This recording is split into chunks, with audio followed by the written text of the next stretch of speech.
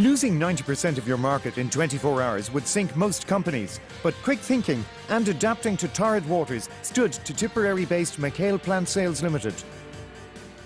When the recession hit our industry, 90% of our market disappeared overnight. We had to concentrate on our cash flows and make sure that all our cost headings were examined, and we had to cut ruthlessly, cut hard and cut deep where necessary. It wasn't pleasant, but you have to be kind to your business. We've had to adapt to the new reality here.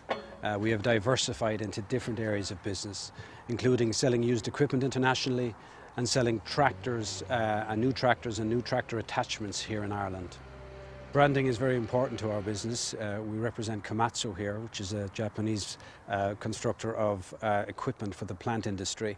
We also represent the brand Kleemann, which is a German manufacturer of quarry equipment, and the Czech brand Zetor, the famous tractor brand. Also, our own brand, McHale Plant Sales, is something that we work on to ensure customers recognise it.